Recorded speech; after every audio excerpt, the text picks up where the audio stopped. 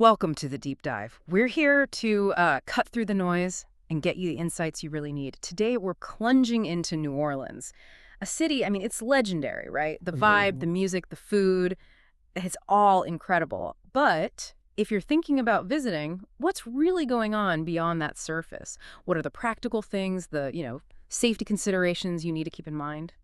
That's a great question, and exactly what we're digging into. We've gathered some really interesting stuff. There's a Reddit thread from solo travelers, an article detailing common scams, Oh. and we've also looked at official city reports on crime trends and their resilience efforts. So our mission today is basically to pull out the key insights from all of these, give you a solid picture of visiting New Orleans now, separating the myths from, well, the reality, and giving you some practical tips. Okay, sounds good. Let's start unpacking that. What's the core safety advice coming from travelers, especially for visitors? The phrase that keeps popping up is you need to keep your head on a swivel. Stay alert. Trust your gut. Apparently things can change block by block. Yeah, that's a really key point. New Orleans, like any big city that draws tons of tourists, it just requires general caution. You have to be aware. And that's especially true during really busy, maybe chaotic times, like, say, Halloween weekend. Lots of people, lots of drinking.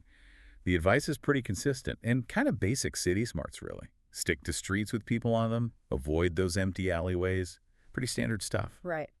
And what about being out after dark? It sounds like there's some mixed feelings there. I saw comments like no safe zones, just sort of patches of good and then patches of not. Is that accurate?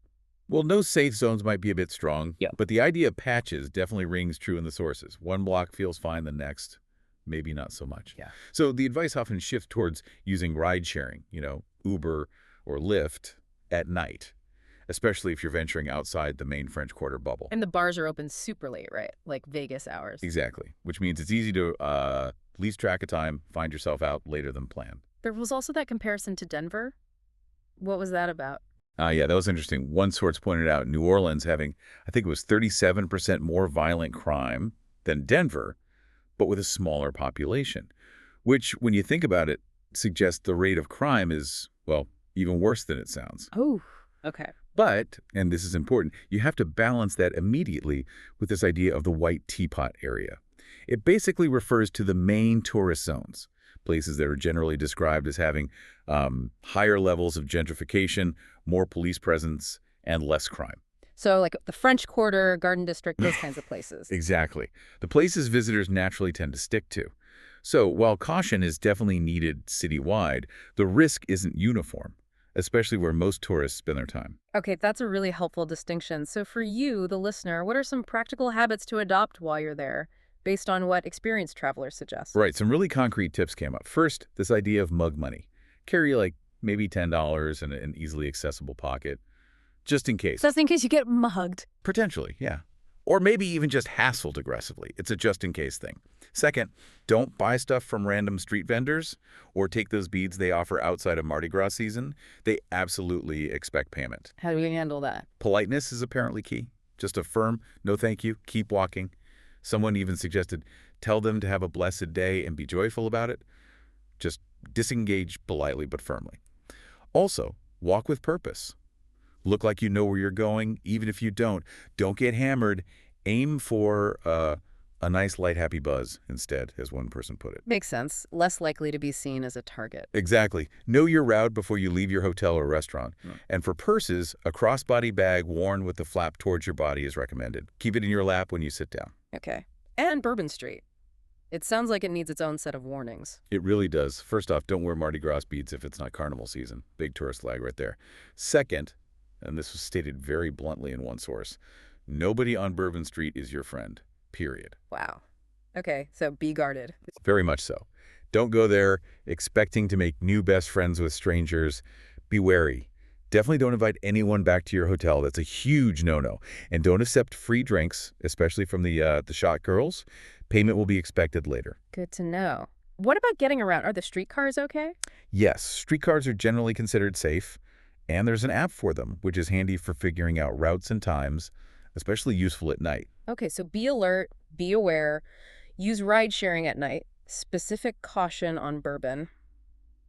Got it. Yeah. Now, you mentioned scams earlier. Let's talk about those. Part of the city's charm, perhaps. Charm might be one word for it. Yeah.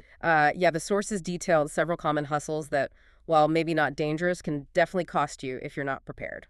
All right, what should people look out for? Give us the rundown. Okay, first there's the "Welcome to New Orleans, I've got a rap for you." Someone approaches, asks where you're from, seems friendly, then launches into this spontaneous rap about your name, your hometown, and then, surprise, they expect a tip.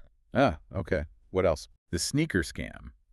This one starts with, where did you get your shoes? Or, I bet I can tell you where you got your shoes. And the answer is, On your feet. If you engage, even just to answer, they expect money. Sometimes it escalates to where you got your shoes and what street you got them on. The answer then is supposed to be whatever street you're currently standing on. clever in a way. Definitely requires quick thinking. Then there's the classic three-card Monty. Mm-hmm. Street gambling, three cards shuffled around. You bet on finding the target card. It's rigged, basically designed for you to lose. Avoid it. And maybe my favorite, just for the sheer audacity, is the spell your last name scam. How does that work? Someone bets you, say, $10, that if you tell them your first name, they can spell your last name. Okay. You tell them your first name, Mhm. and they literally spell out Lastname, and then they demand the $10. Slight chuckle. Okay, you have to admit, that one's kind of brilliant. It really is something. But yeah, the advice across the board for all these. Let me guess. Don't engage. Exactly. Just smile and politely say no thanks and keep walking. Don't get drawn in. But what about that mug money idea? Did the sources say anything about using that for these kinds of scammers? Yeah, that was actually a point of real disagreement in the sources. Some people did suggest carrying that small amount, maybe $10 or $20, specifically to just pay a persistent scammer and make them go away. Okay, like a nuisance fee. Kind of. But others argued really strongly against that. One quote was pretty emphatic. "Don't pay us P, ever. Don't be so naive." Their point was that paying just encourages the behavior, makes it worse for the next person. That makes sense too. Yeah, and they shared stories of people refusing to pay, having a tense moment, but ultimately just walking away without issue. It suggests paying isn't always necessary, even if it feels awkward or confrontational not to. So the stronger advice seems to be don't pay. Leaning that way, yes. Avoid engagement first, but if you are engaged, try to disengage without paying. It's a judgment call, obviously, but paying reinforces the scam. And where do these encounters usually happen? Mostly in the really high-traffic tourist areas. The French Quarter, especially on and around Bourbon Street, down towards the river, Canal Street, places where, tourists heavily outnumber locals. Okay, good context. Let's maybe zoom out a bit now. Beyond the street level stuff, what's the bigger picture regarding safety and how the city's handling things? Right, because it's not all just about individual vigilance. There's actually some pretty positive news on that front from official city data. The NOCD, the New Orleans Police Department, released their 2024 crime stats, comparing them to 2023, and they show some really significant drops. Oh, really? Like what? Overall crime down 26%, person crimes down 20%, property crimes down 27%, and some specific categories had even bigger drops. Homicides down 35%, non-fatal shootings down 44%, armed robbery down 38%, and carjackings, get this, down 39% compared to the year before, and that's 66% down from the 5-year average. Wow, those are some serious numbers, especially the carjacking one. Absolutely. And they also reported improved response times for calls for service. So it suggests that whatever strategies they're using, they seem to be having a tangible effect. That's genuinely encouraging to hear. And it ties into something else mentioned in the sources, right? This resilient New Orleans strategy. How does that fit in? Yeah, exactly. It's this broader long-term vision the city has. And resilience here means more than just, bouncing back from hurricanes or building stronger levees, although they have invested massively, like $14.5 billion in flood control. So it's more than just physical infrastructure. Much more. It's also about tackling what they call chronic stresses. Things like violence, poverty, inequality, systemic issues. And it's about adapting to the environment, the unique challenges of being a Delta city, living with water, not just fighting it. There are coastal restoration efforts tied into this too. So how does tackling poverty or adapting to water translate to a better experience for, say, you, the visitor? Well, the idea is that by addressing these root causes and improving infrastructure and boosting environmental awareness and making city systems work better, you create a more stable, predictable, and ultimately safer environment for everyone, residents and visitors alike. Right. A healthier city overall is a better city to visit. Precisely. It contributes to that feeling of safety and vibrancy we were talking about earlier. It's all interconnected. Okay, so we've covered awareness, scams, the bigger picture, but New Orleans is obviously so much more than that. Let's shift gears and talk about the fun stuff, the experiences that make people fall in love with the city. Absolutely. Because despite the need for caution, the sources were overflowing with recommendations for amazing things to do, things that go way beyond just Bourbon Street. Yeah. What stood out? Give us some highlights for our listeners planning their trip. Okay, so if you like spooky stuff, obviously cemetery tours, voodoo tours are popular. Yeah. The Pictinia Theater apparently does cool events around Halloween, too. Culturally, Preservation Hall for Authentic Jazz is a must. Checking out a voodoo store is also a unique experience. What about families? Loads for families. Audubon Zoo, Audubon Park, which is gorgeous, the Sculpture Garden at City Park, and the aquarium are all great options. Nice. Any other unique New Orleans things? Definitely ride the St. Charles streetcar. It's iconic. There's a spot called The Fly, apparently great for picnics by the Mississippi River. Jean Lafitte National Park for swamp tours, if you want to get out into nature a bit. Jackson Square, of course. Strolling down Royal Street for antiques and street performers is lovely. Magazine Street for shopping. And you can just wander through Lafayette Cemetery No. 1 for free, which is quite atmospheric. And music. Beyond Preservation Hall. Oh, yeah. Frenchman Street, that came up again and again, especially for live music, particularly during something like Halloween. Yeah. Just tons of clubs, much more local feel than Bourbon Street. Fantastic list. Okay, we absolutely cannot finish without talking food and drink. The recommendations were mouthwatering. Weren't they just? Okay, let's rapid fire some highlights from the sources. Yeah. Breakfast or brunch? Surrey's was mentioned for Bananas Foster French toast. Yeah. And Jaffalia for its Bloody Mary bar. Stanley's is a classic. La Macarena for breakfast burritos. And Café du Monde, key tip there was you don't necessarily have to wait in that huge line.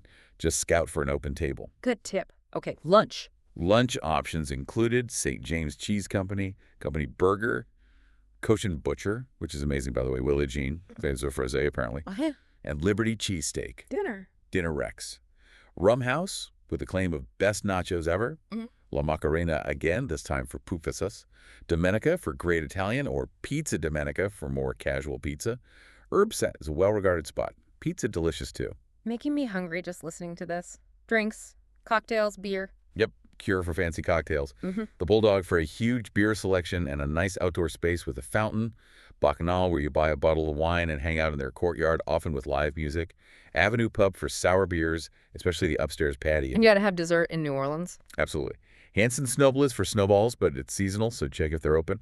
And Creole Creamery for amazing ice cream. That's an incredible list. So Yes. I guess wrapping things up, New Orleans is, well, it's clearly unique, complex, resilient, and offers just an unparalleled experience if you go in prepared. It really is. And visiting a city like New Orleans, especially when you understand a bit about both its incredible culture and its ongoing efforts to tackle challenges, it just deepens the whole experience, doesn't it? It kind of makes you think, how does knowing about a city's journey, its history, its struggles, its resilience, actually change how you, as a visitor, interact with the place and its people? Does it maybe foster a different kind of connection, something to ponder?